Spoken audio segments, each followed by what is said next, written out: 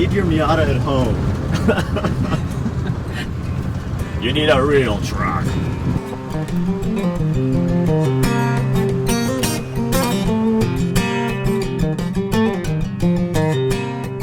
Coming up on Rick Dancer TV, we're going to introduce you to two ladies who make amazing food. We're going to take you to a guy who creates bicycles. We're going to show you a guy who makes hats and a guy who fixes shoes the old-fashioned way. Plus, the best part, we're going to take you to Carpenter Mountain Fire Lookout, and it is way, way up there.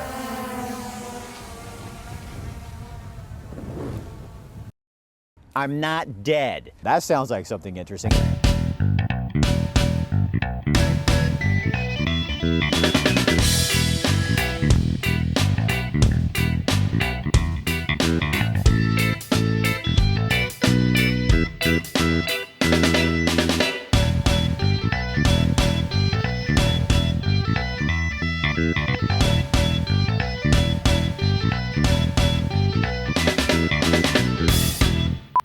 Okay, so we just drove like 20 miles off of Highway 126, past Blue River.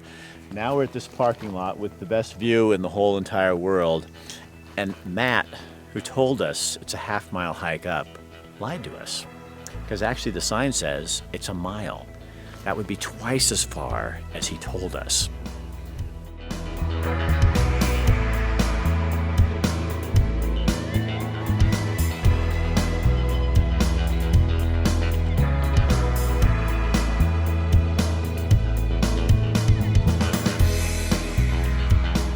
While we're enjoying the walk, you guys go watch this story on a guy in Eugene who makes hats.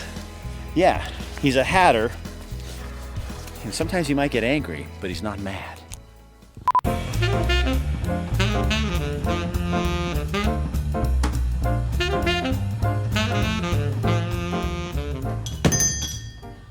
We're here with Mike Miller, the Northwest Hat Company in downtown Eugene on Pearl Street. And Mike, welcome. I came by here, drove by one day, and I went, there's a hat shop in Eugene now? Yep. Because you make some of the hats in here. Yes, we make all the custom hats, all the fur felt hats, and a lot of the genuine Panama hats. How did you get started making hats? You're a hatter then. Yes, without I am the a hatter. madness. Not mad. Luckily, we don't use mercury anymore in the felting process, which keeps us a little more sane. I just got into hats over 10 years ago. Growing up, if you wanted something, Dad would always tell you to go out to the barn, get some wood and make it yourself. So when it came to hats, I decided I was going to do the same thing, just figure it out. I found some old books that had some of the techniques in it. I mean, there's not a lot of guys that do it by hand. You know, there's some out there, and that process was almost lost. Turn of the 19th century, you had people just doing everything by machines. You know, all the hand work was done. Nobody knew how to do it anymore. So you also have other hats in here because you want to get people started on hats before they get to yours. Yes. You know, I mean, buying a custom hat's a little bit of an investment, but it's going to last you generations. Something your grandkids will have. Everybody should be able to get a hat. It shouldn't be for the elite. You know, I want anybody out there on the street that needs a hat to be able to come in here and get one. It's not very easy because most other hat makers won't tell you their processes because they spent well over a decade discovering it themselves because nobody would teach them either. One thing led to another, and 10 years later, here I am building hats for people all over the world and being the only hat store in Eugene. You created your own blocks then, you made them. We made the first sets. And then once, you know, I got to getting the process down, I started collecting vintage ones. Collecting them, you know, find them on eBay, antique stores, anywhere you can because there's only a handful of guys that make them anymore. And they're really hard to get and they're very expensive. So collecting them as antique and restoring them to usable condition again is the way to go. Hats used to be the thing. I mean, every man wore a hat. Man or woman that didn't have a hat, you know. And most of it was not just fashion, but it was practical. You didn't have a car to drive from point A to point B. You were out riding horses or you were walking, and so you needed the cover of a hat. You had the 50s, where the kids growing up in the 50s were your greasers. You know, they put so much effort into their hair, they weren't going to cover it up with a hat. Plus, by then, cars had gotten so good. You got heaters, air conditioners, everybody had one. So you were driving from point A to point B. You didn't need to have the hat. You know, it wasn't as purposeful as it was in prior times. But you see it coming back in the fashion world. You see actors wearing them, you see musicians wearing them. Of course, musicians probably never stopped wearing them. They're the ones that maybe helped keep the hat alive, you know? So why do you think they're coming back, Mike? It's a great fashion accessory. You know, I mean, there's so many different things you can do with a hat, and they're just timeless. They're classic, you know? And I think people want to go back to that.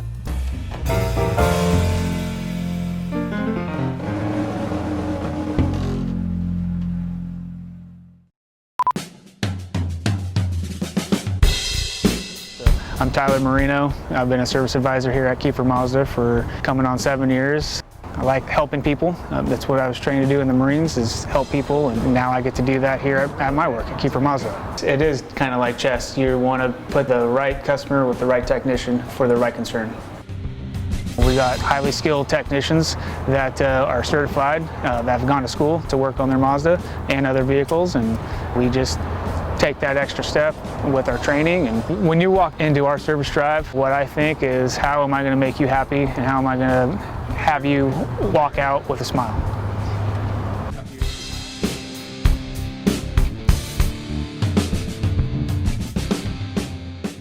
Okay, when you're on a hike like this, your shoes start to wear out because we're headed up to that right there on the top. So you know where you go? The Jim, the shoe doctor in Eugene. I can take my boots in there. He's been fixing shoes since, gosh, the early 1900s.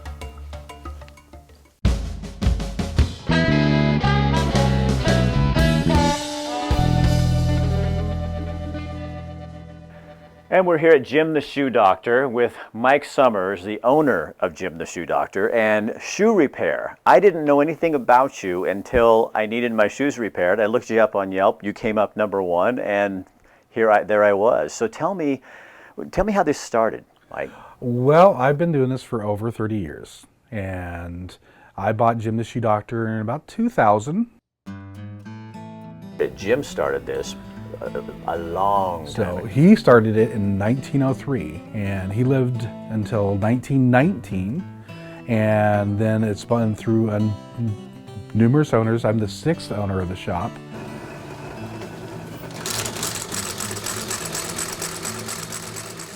My best friend's dad had shops in town, and we used to go in and ask him for money. When I turned 16, he asked me if I wanted to come in and learn, and I was silly enough to say yes. So we do, of course, shoe repair. So we're talking half soles, heels, ladies' high heel tips. That's, you know, the bulk of our work. We do a lot of orthopedic work where a person will come in with a height differential, and so we'll add either a heel lift or a full sole lift. Things, luggage repair, motorcycle jackets. A lot of people would take a look at this boot and go, it's done. There's no saving that. But in actual fact, it's not that hard to fix this. Well, there's a lot of shoes that are classified as non-repairables, but there's really a shoe out there that we cannot fix. You know, and we do lifts on just about anything and everything. So we can do a lift on this. Probably the best part of it is when I'm doing orthopedic work, because you're taking in something that somebody is having a real problem with. They have a differential in height on their legs, and so when you even that out, their pain goes away. So is this a dying art, do you think? Well, it's definitely one of those struggling arts. There has been a resurgence in shoe repair in the last number of years because of the recession.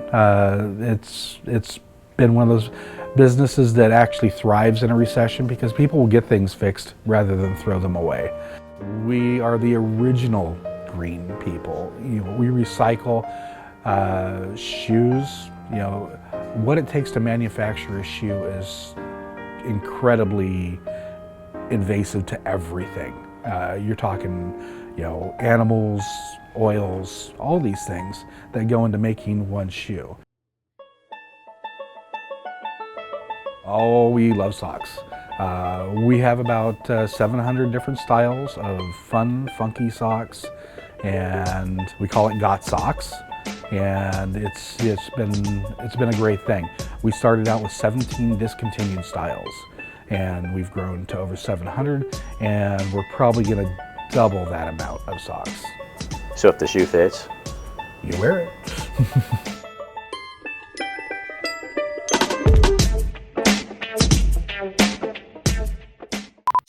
It's a great way to build relationships.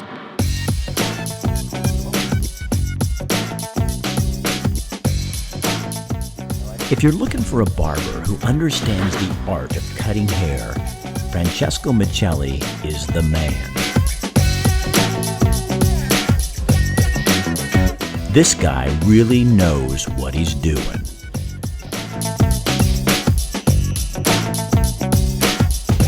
He takes his time, he understands his customer, and he knows what makes you look good.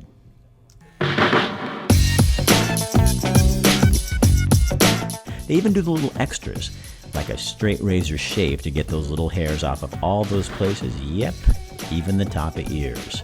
I'm telling you, if you want a good haircut, somebody who knows what they're doing, a true artist, go to my barber.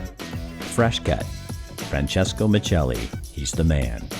541-357-6903. one of the ways you know that you're really high is when there's a lot of grass. Oh, dude. Not that kind of grass, bear grass. Bear grass grows in the higher altitudes of Oregon, and it only blooms every 3 years. So if you get up on a year when you're lucky enough in the spring to see it bloom, there's nothing more beautiful. Another thing there's nothing more beautiful than is a really nicely made bike, especially when it's locally made by some people called Cycle Works in Springfield, Oregon. Watch this story.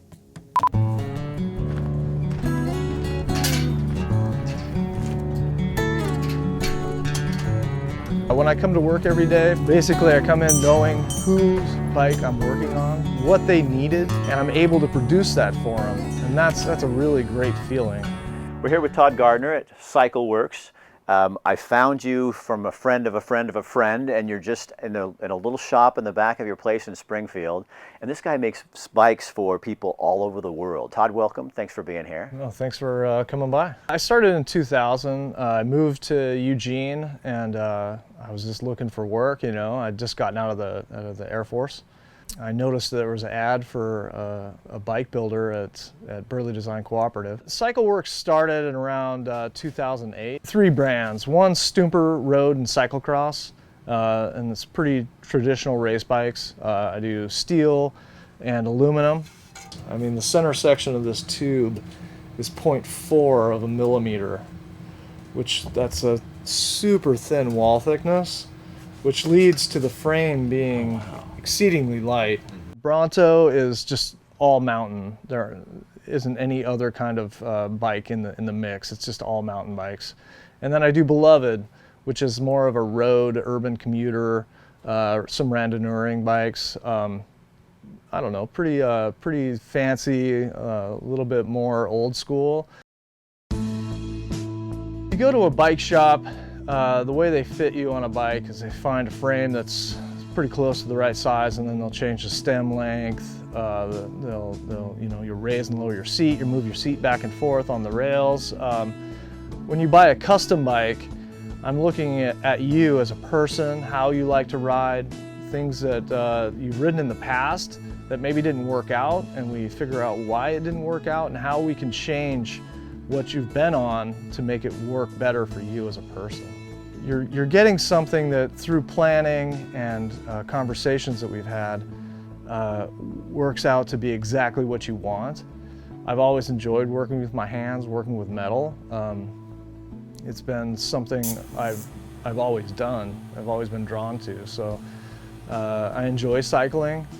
It's just kind of a marriage of everything I enjoy about work. You know, I love handing somebody something that they can ride and feel comfortable on, and just enjoy, and just the look on their face when they're excited about what they've gotten and how it's worked out for them. That's great. Knowing that when they get their bike, it's everything that we had worked on initially through design, paint, and everything else to get them exactly what they wanted. I've made more in the past than I am now, but I'm a lot happier doing what I'm doing, that's for sure.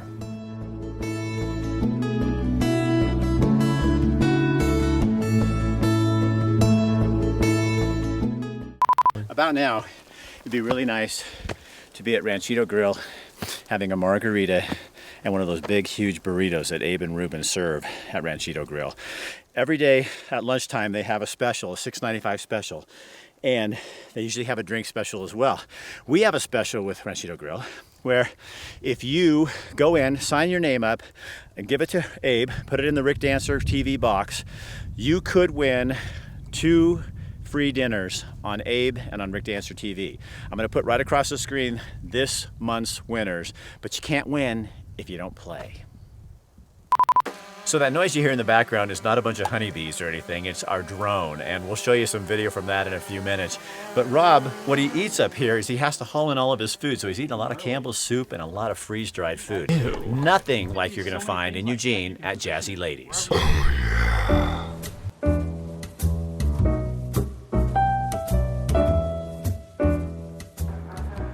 We're here at Jazzy Ladies, and the Jazzy Ladies are Carmen Nashholm and Michelle Reed. You guys started this in September? Yeah, late September. But you've had this percolating for a couple of years. I hate to say it tells how old we are, but like 20 years we've been talking about doing this, and we thought, well, maybe someday when the kids are grown, and it was time. It was time. And how's it working so far? It's going great. Yeah. It's going great. We're getting to do what we love, which is give people fresh, local, whenever possibly produced food, made from scratch, high quality, and a happy place to visit. Mm-hmm. And Michelle, you are the high quality food lady of the ladyships. Yeah. You're that part of the ladyship. So why is that so important to you? And tell me where you get your food. Well, we get as much food as we can local. Long's Meat Market for our pork belly because we smoke our own bacon.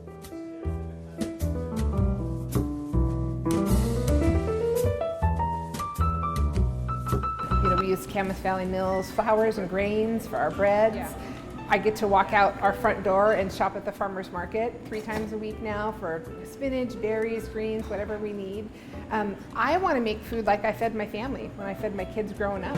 My kids always said there were only ingredients in our cupboard. And so that's what we have in our restaurant. We have lots of ingredients, and we just love to do that.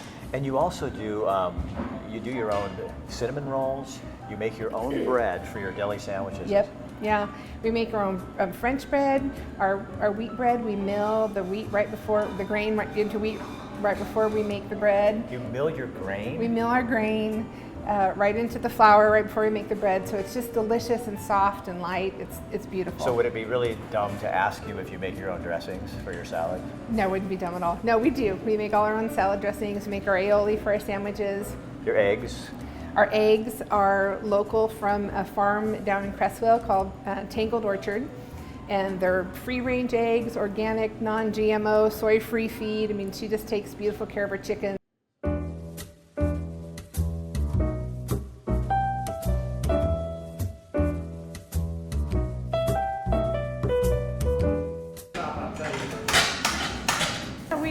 A local roaster. The name of the company is Equiano, and Ocona's amazing. He listens to what we wanted, the kind of flavors we wanted in our coffee, and just grinds it for us to work. And it is so good. I had a guy told me it was a crime that we serve cream with our coffee because that coffee was too good to put cream in the other day. So. I want them to know they can come here. They're going to get home cooked food from scratch. I guess not home cooked because I don't live here, although sometimes it feels like we live here.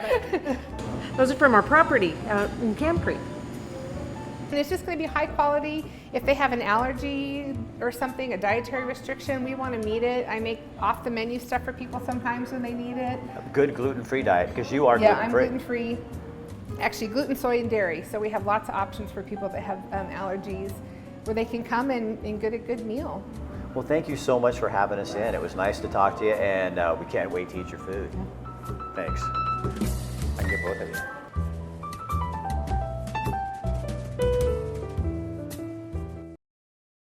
It's not okay to be rude to me. Because we're not mistakes. It's not okay to be mean to me. When you look somebody in the eye, you're not noticing their disability. You're You're not noticing their skin color, their sexual orientation, their political views. It's not okay to laugh at me. What you're really noticing is what's the most important, and that's the person. I love this because it's going to educate the public how important it is to look us in the eye and to treat us the way they'd like to be treated out there. That monolith behind me is Wolf Rock. It's the largest monolith in the state of Oregon, one of the largest in the world. Another great landmark in Oregon is Crater Lake, and on the 17th of September and the 24th, they're going to open up the East Rim to bicycles and hikers only. Here's a story Kathy and I did a few years ago about that ride.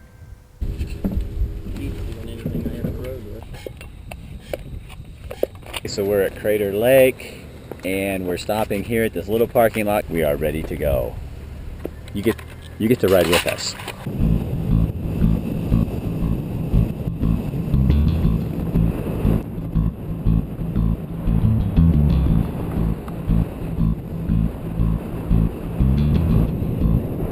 Whoa, so awesome. Oh my gosh. You come around that corner, that's like heaven. Yeah. Oh my gosh, look at that. Got that coming down that whole hill. That's cool.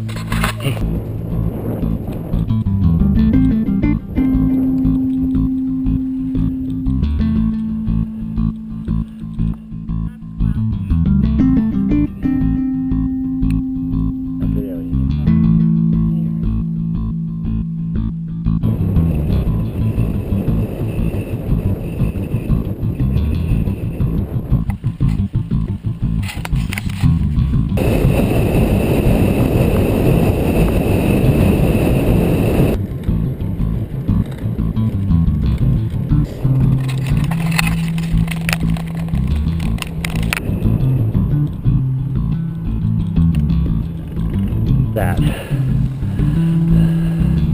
Oh my gosh. We got meadow right there.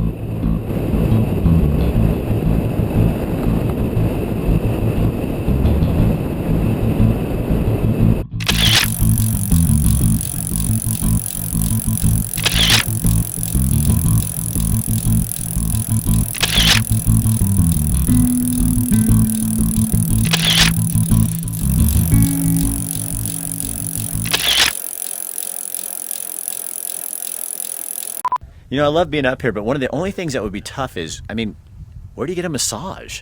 I mean, do I bring Stacy Graves up here to give me my massage? I guess he'll do that, maybe. Massage is to heal the human body and the mind, the soul, actual muscles. It helps with lactic acid, it helps with lymphatic flow. It gets fluid flowing, it gets everything nice and relaxed. My massage is individual based. Depends on what's going on with you. I ask you questions, find out what's going on with you, find out your daily activities, what's bothering you today.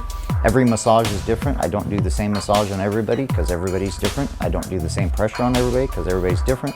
You know, some people I can go deeper, other people lighter. Fibromyalgia people can have a flare-up. It's a light touch.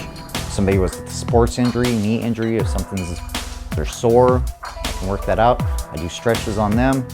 It all depends on, you know, I analyze what goes on and I look at the body structure when you lay down to see how your body is laying on the table.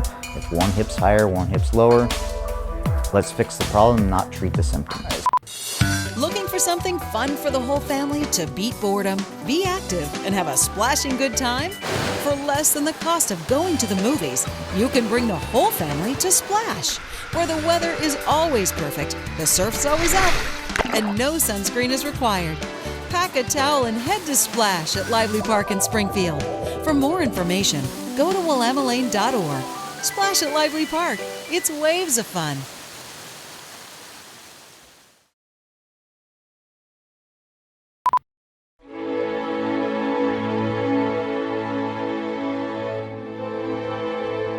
My name is Rob Much. I'm a lookout up here at Carpenter Mountain. This is my third season up here. Beautiful, isolation, quiet.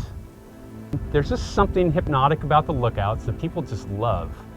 When they come up here, they're like taking photos, you know, of them with Wolf Rock. Ot 17, they had just a rock pier up here, and it just had a fire finder on top of it. But in 34, they built this structure, and I think around the 60s or 70s it was abandoned. And so it wasn't until, I think it was about 95, 97, that they rebuilt this place and started to staff it again. But overall, the experience is, you kind of wish that everyone could come up here, you know, just spend a few weeks, and then you would kind of get in touch with what's going on, you know, up here. And so a set of eyes, you know, is really high tech, and they're really hard to replace up here. You know, I know they're trying cameras in certain locations, but yeah, you just can't replace a set of human eyes.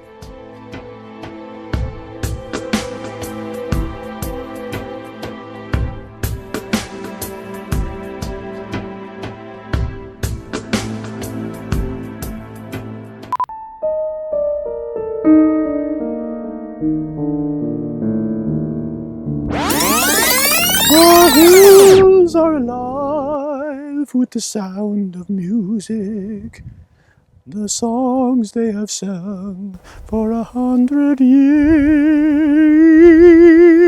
I go to the hills.